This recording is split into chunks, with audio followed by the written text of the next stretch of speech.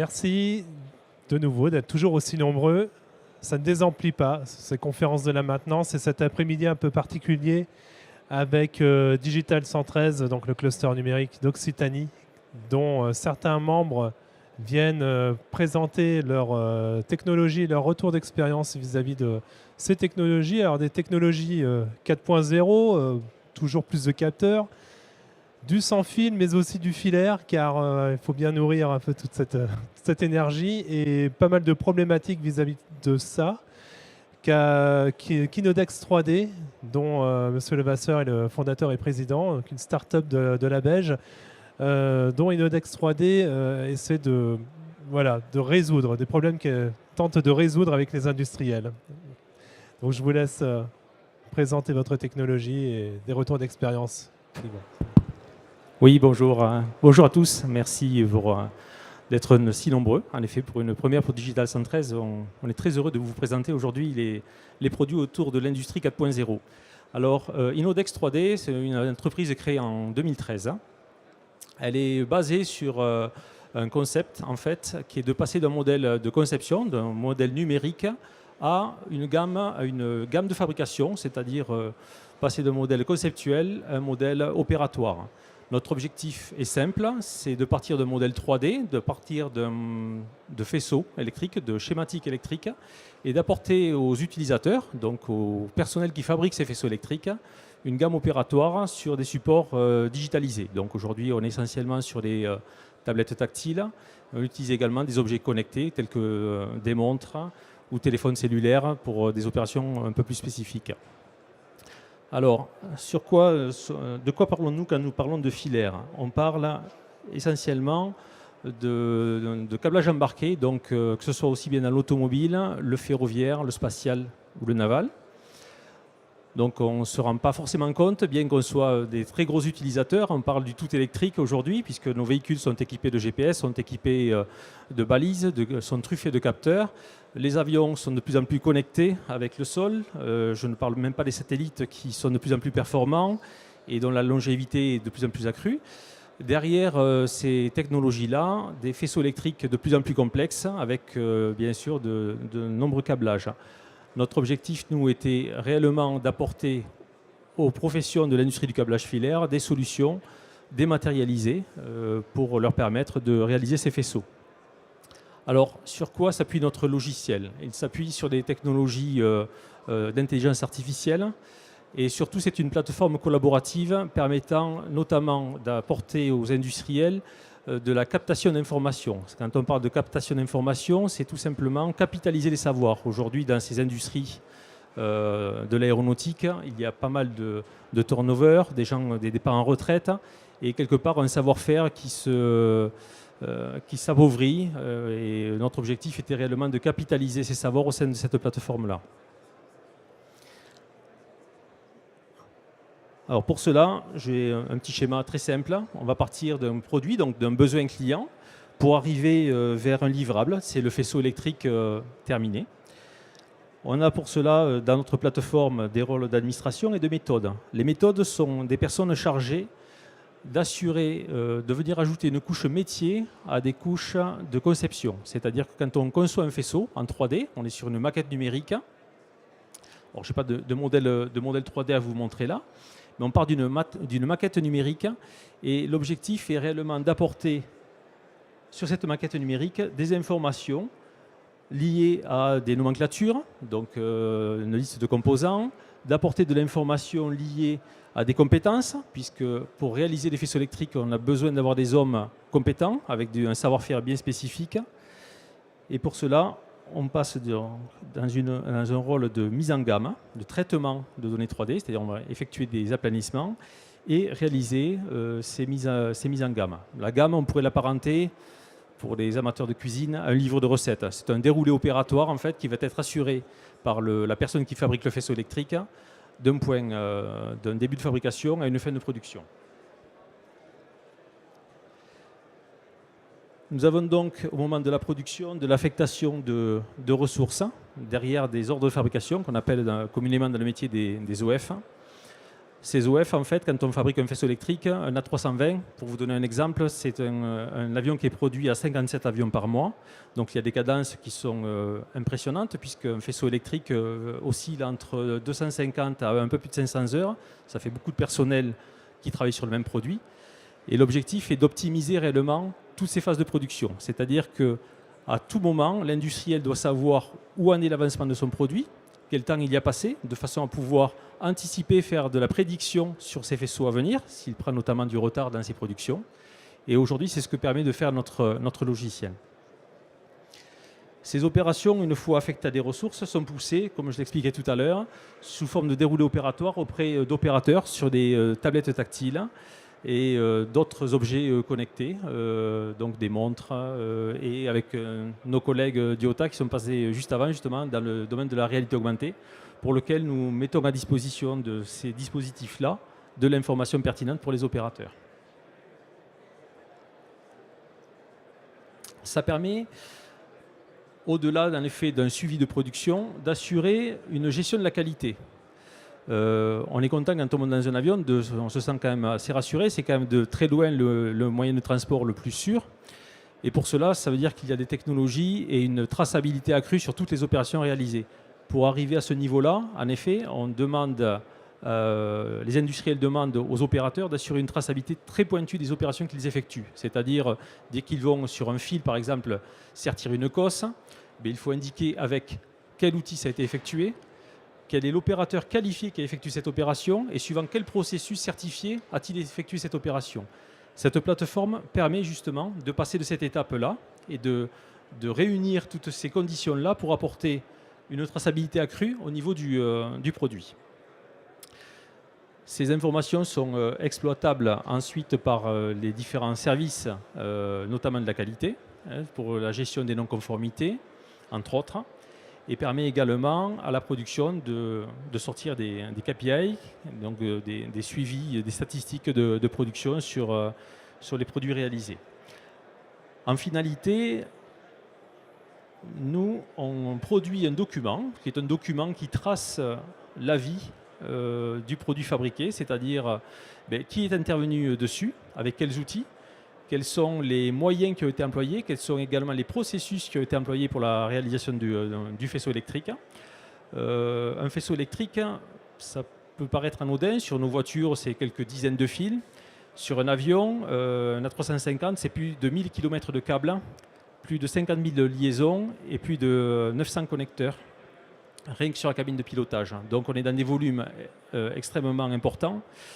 Et dans tous ces volumes de données, il est hors de question de perdre la moindre opération réalisée par l'opérateur pour assurer justement cette traçabilité. Donc aujourd'hui, c'est ce que nous apportons par cette plateforme. Alors nos clients, on assure ainsi une continuité numérique dans le cycle de vie, puisque comme je l'expliquais au début de cette présentation, on exploite des données de conception. Donc on est vraiment en amont de la phase de fabrication. On réalise la gamme et on va jusqu'à la livraison du produit avec les documents de traçabilité associés à ce produit-là.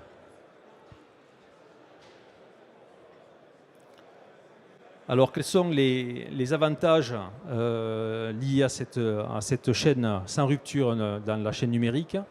C'est bien sûr sur la conception de s'affranchir des informations techniques de conception en un clic, d'assurer un suivi en temps réel de la schématique, c'est-à-dire que sur un avion, pour vous donner un petit exemple, j'évoquais tout à l'heure chez Airbus la fabrication de faisceaux 320, 57 avions par mois. Il est évident qu'Airbus n'attend pas d'avoir les commandes des différentes compagnies aériennes pour lancer les productions de ces faisceaux. Il ne serait jamais capable de livrer en temps et en heure les avions. Donc pour cela, il réalise des faisceaux à la chaîne. Et ensuite, ces faisceaux sont customisés, donc sont personnalisés en fonction de la compagnie. Vous pouvez avoir des compagnies, par exemple, qui vont demander un monocouloir, puis d'autres un bicouloir pour le même appareil, ou le nombre de sièges qui diffère. Donc, vous allez me dire, un nombre de sièges, en quoi ça impacte le système électrique? Au-dessus de vous, vous avez systématiquement des liseuses, vous avez des appels de stewards, vous avez tout un tas d'informations ou de composants qui vous permettent justement d'assurer ce confort dans l'avion. Et donc, inévitablement derrière, c'est de la customisation du faisceau électrique de l'avion. Aujourd'hui, notre solution, par le biais de la conception, justement, permet de remonter de descendre plutôt de l'information de la conception à la production, c'est-à-dire que quand une compagnie aérienne décide de rajouter 4 rangées de sièges, inévitablement en conception, on rajoute dans le harnais principal les fils supplémentaires et naturellement en production, les gens de la production bénéficient de ces évolutions en temps réel. C'est-à-dire qu'on est dans un flux tendu. Alors dans le monde aéronautique, c'est quelque chose qui est assez novateur, puisque aujourd'hui dans le monde automobile, ces cadences-là sont suivies et sont assurées depuis plusieurs années. Dans le domaine aéronautique, c'est assez novateur. Ce matin, j'assistais notamment à une conférence qui était menée par le CIO d'Airbus sur le Data Days, dans lequel il indiquait justement que le cœur sensible d'Airbus aujourd'hui, c'est de capitaliser ces données numériques de façon à être encore plus efficace dans la productivité des avions et d'assurer également un niveau d'excellence opérationnelle à l'ensemble de la supply chain. C'est également pour les gens chargés de l'industrialisation. Alors là, la conception était plutôt côté Airbus. Cette fois-ci, on va passer sur les gens qui réalisent les faisceaux. Donc, vous avez les plus connus qui sont Safran, qui sont Lateco Air, qui sont Cefé en phénol, voilà, qui réalisent des faisceaux électriques pour les hélicoptères, qui sont en charge d'assurer cette industrialisation. Cette industrialisation, c'est ce que j'évoquais tout à l'heure, c'est justement d'assurer cette transition entre la conception et la production. Donc, c'est eux qui sont en charge de réaliser ce qu'on appelle un dossier industriel de production. C'est-à-dire qu'à partir de ce dossier-là, on va être capable de dupliquer en plusieurs exemplaires le ou les faisceaux électriques d'un avion. Ce qui permet notamment de faire de la gamme personnalisée, parce que quand on fait un faisceau électrique, inévitablement, il n'y a pas que des fils, il y a l'environnement dans lequel on intègre le faisceau électrique, donc il y a de la mécanique, des structures, il peut y avoir du collage, enfin tout un tas de métiers parallèles sur lesquels on doit indiquer les opérations effectuées dans cette gamme de fabrication. On assurait ainsi une gestion du référentiel technique.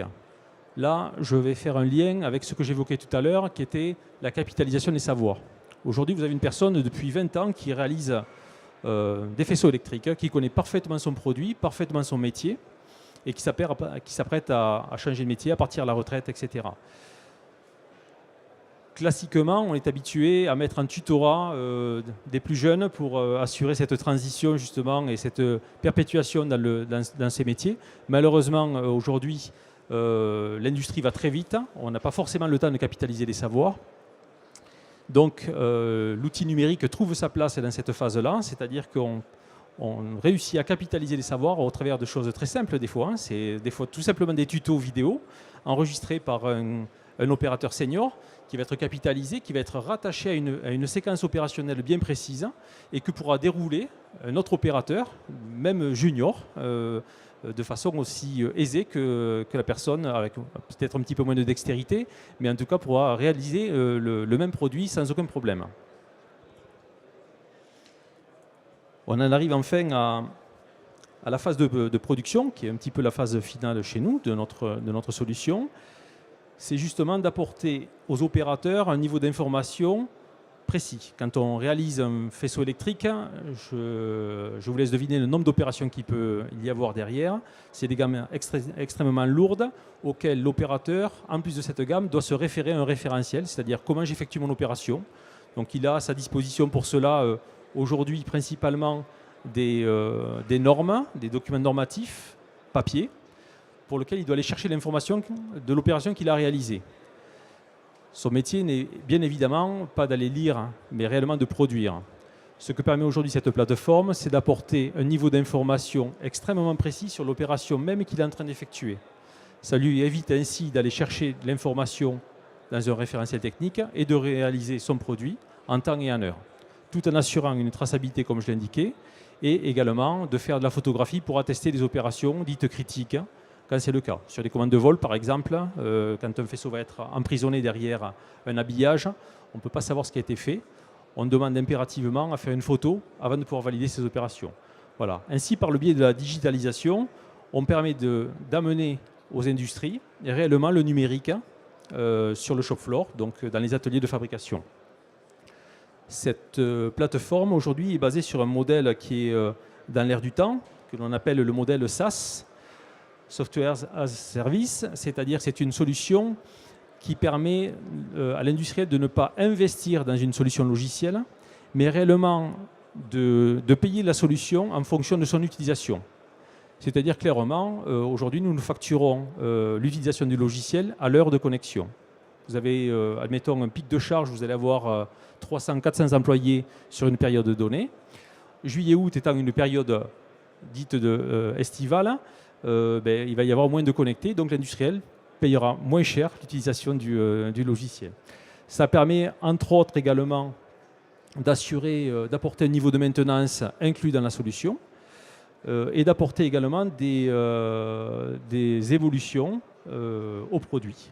Voilà, c'est un modèle économique qui est assez connu du monde du B2C. Aujourd'hui, c'est assez commun d'aller louer une voiture, d'aller louer un écran au lieu d'investir massivement dans ces produits-là. Aujourd'hui, dans le domaine du logiciel, on y vient de plus en plus. Notre logiciel est complètement dématérialisé, c'est-à-dire qu'un simple PC avec un navigateur Internet suffit pour accéder à la plateforme. Il n'y a pas d'investissement lourd à réaliser.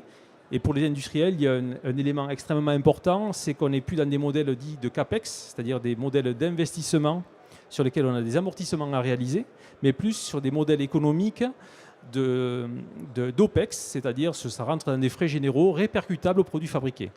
Et là, c'est d'une relation win-win que l'on trouve auprès de nos clients, déjà parce qu'il y a un partage de risque industriel, c'est-à-dire que nous, on se doit en tant qu'éditeur de logiciels d'apporter un niveau de service toujours à l'attente de nos clients. Et ça permet également à nos clients d'apporter à leurs clients à eux, donc aux clients finaux, au Tier 1, une transparence dans l'utilisation de ces logiciels et de pouvoir répercuter les frais inhérents à l'utilisation de notre plateforme.